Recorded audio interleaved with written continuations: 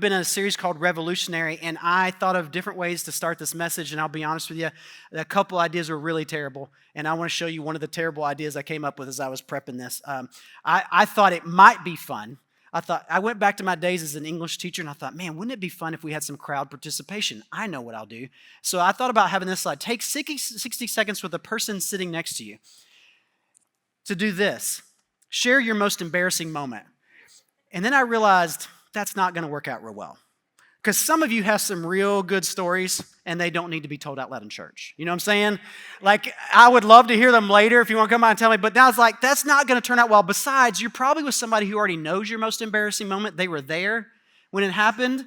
And so you would need to cross the room to go tell somebody your embarrassing moment, and then that would just be sheer chaos, and I'd never get you back, right? So I nixed that idea. And then I thought, well, Jarrod, just tell an embarrassing story on yourself, right? Just tell something really embarrassing to let everybody know. And I thought of 3 different events, and not one of them I'm going to tell here. I mean, I have confidence, but I don't have that much confidence in you, right? And this goes on YouTube. I don't want that to be out there. Okay, so I'm just saying, like, here's what I want to know. We're just going to jump right in. The story I want to tell you today, honestly, is a truly embarrassing moment by a couple of Jesus' disciples, James and John. It's one of these stories, when you read it, you're like, man, I bet everybody, in fact, we know it was written by Matthew, their friend, and then it was written down by Mark, who heard the story from their friend Peter, and it's written down in 2 of the Gospels about James and John and what they said and what they did, and you know everybody's like, dude, yet y'all, that was all on you. And I just know how people are. You're a people too. If your friend does something embarrassing, you're laughing behind the scenes a lot, and then later on, you're bringing it back up to them to remind you how funny it was, right? Let's just be honest. It's all happening in this story. It's an amazing story, but here's what I love about the story we're going to look at today.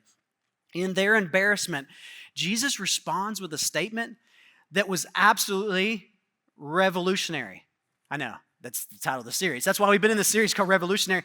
What he's gonna say to them in this embarrassing moment is one of the most important statements for us as followers of Jesus. It's one of the things that, by the way, if students would do it, if teachers would do it, if parents would do it, if grandparents would do it, if kids would do it, if grandkids would do it, if pastors would do it, maybe especially if pastors would do it, our world would be a very, very different place, and it would be one that we all love more, because of what Jesus tells them in this embarrassing moment. But we've been in this series because what we're trying to look at is that Jesus came to establish a different kind of kingdom. He's definitely a king. We see that throughout Scripture, that Jesus was definitely a king, but he brought his kingship to establish a different kind of kingdom. And that's where we've been in the parts 1 through 3. If you've missed them, let me just kind of catch you up. The summary of this is really this, that rather than a king marching on Jerusalem with an army to come take it by force, Jesus pulled back from all of that, and he decided he would march to Jerusalem. Instead of taking it by force, he would give his life away to others, for others. So this is where we're at. A revolutionary idea that is countercultural, to be humble, to give your life away, to leverage yourself for the good of other people, to make sure that you're using your resources, your time, whatever you have at your disposal for the purpose of pushing other people forward, to putting them first, to making sure they get what they need and want first. Like, all of that is behind the scenes what we as Christians are supposedly living inside of, this new kind of kingdom.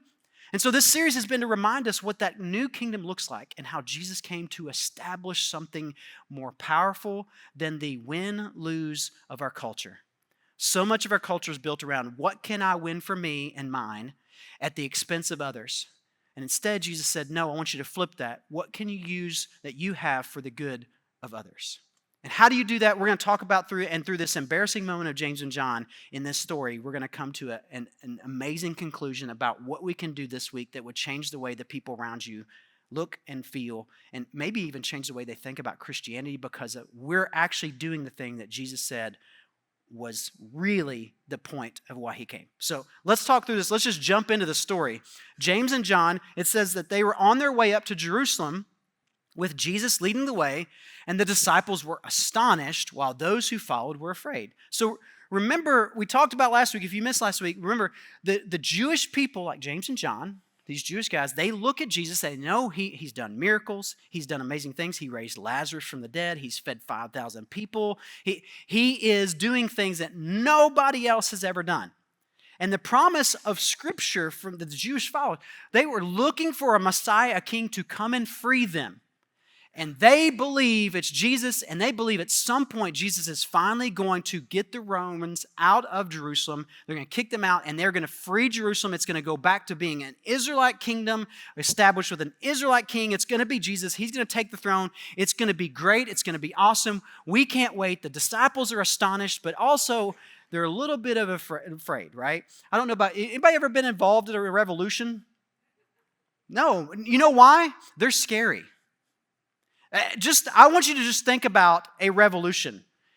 Here's what these guys are asking. They are pumped because, oh my gosh, we're going up to Jerusalem. This is going to be it. This is going to be a moment. Jesus is going to somehow, I don't know how he's going to do it because he refused to get the army a couple weeks ago. He refused to bring them forward. He just walked away from all that. But he's coming to Jerusalem, and we know something's going to happen. It's going to be big. It's going to be huge. He's been telling us, we're going to Jerusalem, guys. We're going to Jerusalem.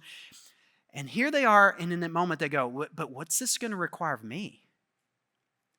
Like in this moment, will I need to lay down my life for this revolution?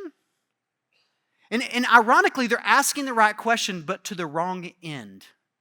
And as you'll see in this story, this is what brings this embarrassing moment to true form, is these guys, they don't get it, right? They get that there's a moment, there's a revolution, there's something that's going to change in this. There's something that's going to bring them to the moment of decision. There's something in this moment of coming to Jerusalem with Jesus that's going to change their lives forever.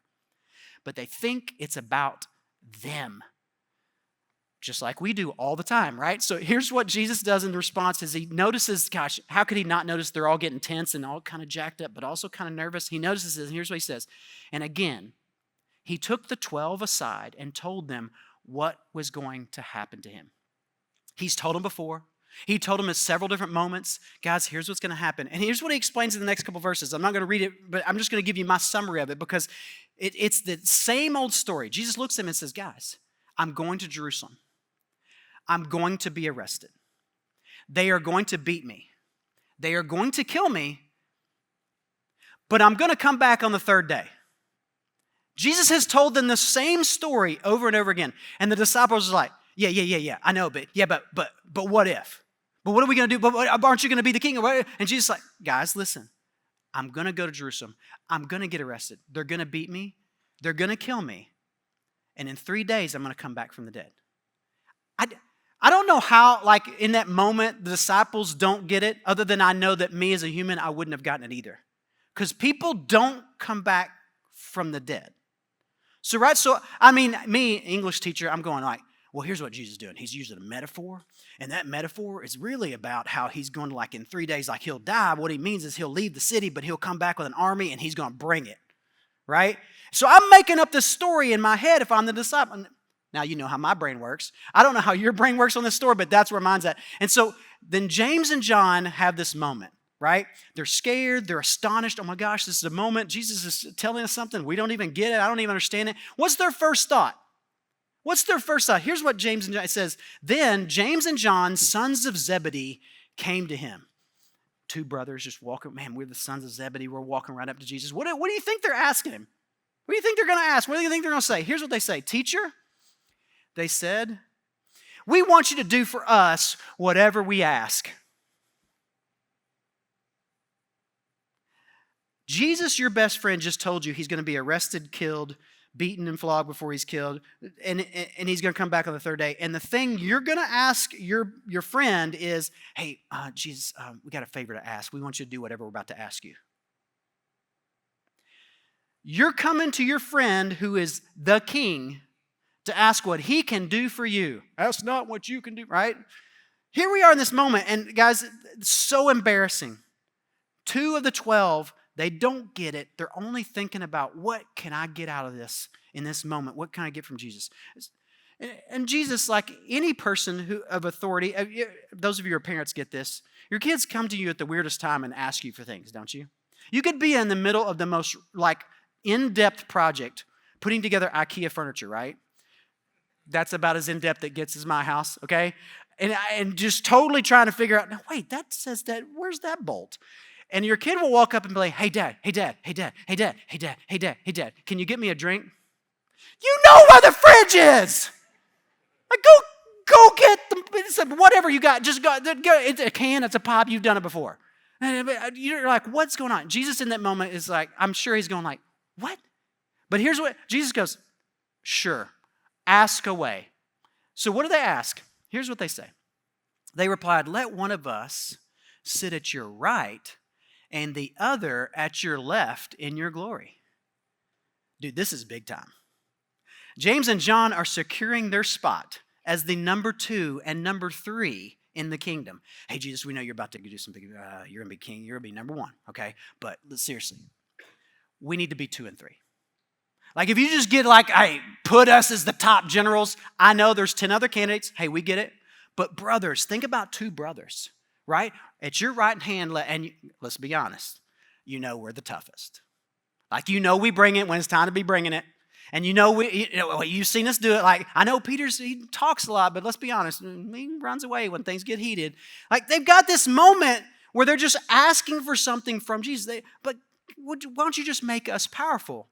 Why don't you make us your number 2? Give us what we deserve in this moment. Make us, when you bring the kingdom, just make us the top dogs.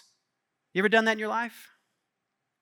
Have you ever thought, man, if I could just be at the top, everything else would get better. Boy, if I could just be here, if I could have this, if I could have this house, if I could have this, I could have this thing, and you go to prayer and you're like, man, God, just give me this thing. You ever done that? I know I have. And you know what the worst thing is? Sometimes I've gotten that thing and it solves 0 problems for me. And in this moment, James and John just do not get it at all. They think they're supposed to get something from Jesus in this moment. He brings his kingdom to bear on the world. They think they're supposed to get something that's better than Jesus. They think they're supposed to get something from him that's better than him. Here's the guy that over and over and over again showed them like he was there for other people. He healed people. He would talk to people nobody else would talk to. This is the guy, you're looking at this guy going, hey, Jesus, but can you, we know you're going to bring something. Can I be number 1 and number 2? And Jesus in his confusion, here's how we know this is truly embarrassing in this moment. Because Jesus looks at them and in total seriousness, I think, looks at them and says this. You don't even know what you're asking, Jesus said. Can you drink the cup I drink or be baptized with the baptism I am baptized with? And he's not talking about drinking a cup of wine and being baptized. These are symbols that he's using to talk about what he's about to experience in his suffering. In fact, as he prayed in the Garden of Gethsemane before he was arrested, as he's praying and sweating drops of blood and his friends are over there asleep and he's in this moment, he prays, he says, Father, take this cup from me. The cup represented what he was about to go through and the suffering that would shed his blood. And so he's looking at them going, hey, can you do this? Can you be baptized with the baptism that put me to death? Can you do that? Are you going to be able to bring the best of the best with me? Are you going to be able to die my death and take this torture? Are you going to be able to do this with me? And what do you think they answered? Go ahead and answer out loud. Somebody, go ahead. What do you think they answered? No? They should have, right? They should have said no, but they didn't get it. These stories like these are how I know listen, God can use me too. Because these guys do not get it. And so many times, guys, I do not get it. And I think, man, there's no way God could ever use me because I'm a screw up, I'm a mess up. I think about his world and kingdom wrong, and I do stupid stuff to people that I shouldn't do, and I say things, man, my mouth gets me more trouble than anything in this world. And I don't understand how you could possibly use me. It's because of stories like this, God used them too. He used people who embarrass themselves, who mess up, who get it wrong all the time. And he just kept trying to use them. And here's what James and John say to him. Can you guys do this with me? And they say, we can. We can. No, you can't. They don't even know how big a deal this is. And they're like, yeah, we can. We know they didn't. We know from the stories that James and John ran with the rest of them when Jesus was arrested. We know that they didn't really show up for Jesus. They didn't show up in court and try to fight for his name. They didn't try to fight their way in. In fact, they were all hiding and trying to figure out, like, they're going to come for us next. Do they know who we are? You think they know who we are? I don't think they know who we are. Let's just stay here and let's see what happens. Like, they did all that. Only one of his disciples shows up at his crucifixion. Everybody else is gone. They betrayed their friend. They're not there. They don't do the things that be required for any revolution. Listen, here's what I think is great and amazing about this story. Guys, even if Jesus were leading a real revolution with a real army, he picked the wrong guys. Right? They don't have the guts to get to the glory. They ain't going to get there. They think they can, and they can't. And this is what's so amazing in this minute. It's not just these two. And this is why I think the story, yes, it shows the embarrassment of James and John. Like, I'm sure they're like, guys, I can't believe we did that. I mean, they're looking at it later. But listen, all the other disciples are in it with them. Because here's what comes next when they say we can. Dude, when the 10 heard about this, they became indignant with James and John. And it's not because in that moment they're like, James and John, seriously? In the moment he's about to be arrested and killed, this is what you guys are thinking about? There was no high and mightier, holier than thou moment with these disciples. You know what they're indignant about? And what you'll see by Jesus' response. Here's what they're indignant about. Dude, we were going to do the same thing. You beat me to it. Like this had to be what going on. You know, they're getting mad. They're like, you upstaged us. How can you ask for spots in 2 and 3? I'm obviously the one who deserves to be next to Jesus on his right hand. I was there at this time and I did this. Hey, remember we fed the 5,000 a few weeks ago? I was the one that started passing the bread out first. I'm obviously the most faithful. Dude, they had this whole thing in their head going about why I deserve to be the one. And this is what I think is unbelievable about this moment with Jesus. Jesus, he's so patient and so kind to idiots like me, right? He's looking at his disciples and going, I've spent 3 years for what? With these guys to do what? Oh gosh, when they heard they're indignant and Jesus responds to them, he says, you know that those who are regarded as rulers of the Gentiles lord it over them. And their high officials exercise authority over them. It's like non sequitur, like totally random. Jesus like, guys, settle down. Listen, you ever watch the Gentile rulers? You know how they use their power and lord it over the people that they lead? You know how they got to the top? It's because they took advantage of everybody to get to the top. You know how they got to the top? You know how they use their power not for anybody else's good, but for their own? You know how they often, when they send down taxes, they'll up the ante a little bit so they get a little extra on the side? You know how sometimes when they go into a town and they want to take over this area for barracks, they just kick the people out and they don't care where they live? You know all the things that Gentile leaders, and you've seen them do to our people. You know how they lord it over people? You know how they take their authority and use it against everybody? And he says this, not so with you. What a powerful transition. I know you guys all want to be in power. I get it. And I am truly a king, and I'm truly going to take power. It's going to happen. But I've already told you, this is not the way I operate. And it's not the way you are going to operate. You want to lead here? It's not going to be like that. It's not going to be win for me and win for us. It's going to be something different. I came to establish a new kind of kingdom, guys. They're going to arrest me, and they're going to beat me, and they're going to kill me, and I'm going to rise again. You know why? Because that is the way for me to lose, but everybody else to win. It's the way for you to win. But what I need you to buy into, guys, is that if you're going to lead in my kingdom, it's not going to look like what you have in your head right now. It's not going to be that way. Not so with you. Don't let this be your model. Knock that model out of the way. That's no longer the way leader operates. Leader operates a different way. And here's what he says. Instead, whoever wants to become great among you must be your servant. And whoever wants to be first must be slave to all. Listen, this is why a lot of people come to the point where they look at Christianity, look at following Jesus, and they go, yeah, but I don't want to sign up for that. This is the key point where you have to think about, those of us who follow Jesus, when you look at this and you read this, Jesus didn't do this as a metaphor. He was saying, listen, do you want to be great in my kingdom? Great in my kingdom means you start serving other people and you become a slave to all. You actually put them first.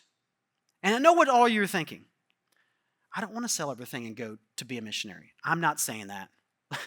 Look, this message is not about you becoming a professional Christian. Okay? Professional Christians are people who live in the Christian world and get paid to be in the Christian world. Right? I'm a professional Christian. I get paid to be a Christian. That's not what this is about. This is about you realizing what God has given you, and you get to steward your family, your resources, your talents, your abilities, and your passions. They all get retrained for the good of the people around you. Listen, I can't answer for you specifically what God is asking you to do with what He's given you and how He wants you to leverage what you have for the good of other people around you. But I can tell you I've watched people do this, and I've watched them doing it in amazing ways. I've seen people who have amassed wealth because of their great talent in business. And at some point they realized the things they bought were not making them happy. And I've seen them not stop making money, but instead start giving more of it away to people who need it and to organizations who need it so that good things can be done. And it's not like they sold off everything. It's just that they retrained their brain about, why am I making so much money and what can I do with it? And they have changed what they thought. I've seen poor people who have wanted to buy something for a long, long time, and they've been saving and saving and saving for it. And I've seen them, instead of buying the thing that they wanted, they've turned that money around that they took years to save, and they gave it away to somebody else in need, because they realized it wasn't about how much I have, it's about what God asked me to do with what I have. There are talented people at this hospital right here in town. There are talented teachers at our schools. There are talented bankers. There are talented people everywhere. And listen, the difference between a person who's seriously following Jesus and trying to figure this out is a person who will answer this question. Will I choose to use what I have for the kingdom I want, or for the kingdom Jesus set up? So here's the big bottom line. You ready? We get to choose whether to chase greatness in the kingdom of this world or in the kingdom of Jesus, but you cannot do both. It is impossible to chase greatness in two of these kingdoms because they are diametrically opposed to one another in how you approach thinking about yourself. James and John's embarrassing moment turned in a moment for us as followers of Jesus to really wrestle with, what does it look like to put the kingdom of Jesus first in my life? What does it look for me to do that? And you're going like, I'm still not sure I want to do that. I get that. But let me just remind you what Jesus said in the next verse that tells us why this is such a big deal. Jesus said, as he finished telling them, like, not so with you, right? Instead, we're going to do it this way. You're going to become a slave to all, for even the Son of Man, that was the term for himself. For even I did not come to be served. I am a king, but I expected none of my subjects to treat me as such. He came as a king, but he did not live as a king of this world, did he? He did not expect everybody to kowtow and bow to him. People did end up bowing to him, but not because he forced them, but because they realized his power and authority in their life, and they came and they bowed down to him. Because when you raise my son from the dead, you deserve my praise and glory. Does it make sense? He came and offered to others, and in return, we should offer him our service because of what he's done for us. And he said, I didn't come to make you serve me. I just came to serve you. I came but to serve and to give my life as a ransom for many. My life is a ransom so that many of you could come with me to this new kingdom. So that I can invite all. So listen, some of you in this room have never actually known that this was a choice you make. But listen, some of you need to understand this next choice. You have, go to that next slide, please. You have standing invitation to be part of that many whom Jesus gave his life. Did you realize that? If you're not a follower of Jesus, do you realize that you have a standing invitation from Jesus because he gave his life as a ransom for many, and he wants you to be a part of that many that he invites into his kingdom? It is a simple invitation. He simply looks at us and goes, I gave my life for you so you could have access to this new freedom in surrendering to me. in yielding to me, and you're like, surrender? I don't know about surrender. I don't know about yielding. Listen, to yield to someone who has true power is not anything wrong. You yield to his power because he truly has the power to make your life better and change it for the better. And yielding is the best thing you can do. I don't know of any other way to put this, but if your car is broken down and you're like me and you have no idea how mechanical things work, and you just know if you put the key in the right time, man, it comes on. You put gas in it, it keeps rolling. You take it by a shop, and I know how to technically change the oil in my car, but let's be honest, don't trust me to do that for you, right? And if I'm broken down on the side of the road, and up comes a guy who owns a mechanic shop, and he goes, hey, you want me to take a look at that for you? I'm like, hey, I'm good, thanks. He's like, no, seriously, I think I can fix it. Hey, man, seriously, got this, back off. This is my car. I got this car. You didn't buy it. I bought this car. This is my car. Don't even come into there with it. What are you talking about? You can fix my car. Anybody thinking I'm an idiot right now? Listen, that's the best way I can describe the way it feels and the way I know when we start to understand that Jesus is just trying to get in and fix the car. And to yield to him and to surrender him means, I don't have to carry that. So listen, if you're carrying guilt and shame, and you're carrying a whole lot of anxiety and worry, and you're carrying things in your life that you're like, oh my gosh, I'm not sure how much longer. Listen, to surrender to Jesus and his kingdom is to lose on the front end, but is to win in the long run because you get what he promised you, peace and goodness and joy and all the things that his kingdom provides. But it comes through losing first. It comes from you being willing to lose the control of the thing that you want and letting Jesus handle it. Now, for those of you who have already made the decision to make that decision to surrender it on the front end, listen, you also have a standing invitation. You have a standing invitation to be a part of the few who embrace the way of the cross as a way of living. And that brings Jesus' kingdom into the here and now. Jesus' kingdom is not just way far off away. Jesus told his disciples, the kingdom of heaven has come because he was there. And listen, where you go as his follower, do you know what you carry with you everywhere you go? The kingdom. And every person you serve and every person you love, even if they're a person you don't really like, if you love and serve them, you brought the kingdom to their here and now. And there's a possibility for them to understand that there's something different about this Jesus you serve because you started serving them in a way that they don't understand. So listen, this morning, I just want to make one final plea. And this is maybe a little heavy, but I just want to be honest with you. Will you just consider the fact that you don't have long on this earth? I'm reminded every once in a while because I get to go and be with people who are grieving, people they've lost. And maybe that's a good thing for me because I often think I'm pretty invincible. I have a genetic code that gives me a really, really good chance of living a really long time. And sometimes I think, you know what? I won the genetic lottery. I'm here till 100. Let's go. But you know what I don't know? I really don't know, right? So let me just ask you a question. Do you know how long you got? Not long. I know 50 years for me is going like, whoop, 50. I know I don't look 50. I know. Listen, I'm trying to make light of it, but listen, can you just think about it this way? Could you give your life away while you still have life to give away? Because Jesus, all the way up until the moment of his death, was giving his life away to other people. All the way up to the end. Even on the cross, the guy next to him goes, man, I believe you're really the Son of God. Could you bring me into the kingdom? You got it, man. I'll bring you into the kingdom with me. Down below, he sees his mom and grieving mother and John, his good friend, sitting at John, hey, will you take care of my mom? Well, right? While you have life. Let me make this joyful. While you have life, would you just consider giving some of that life away to other people?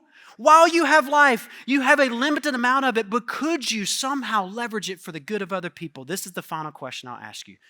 So what kingdom will you serve this week?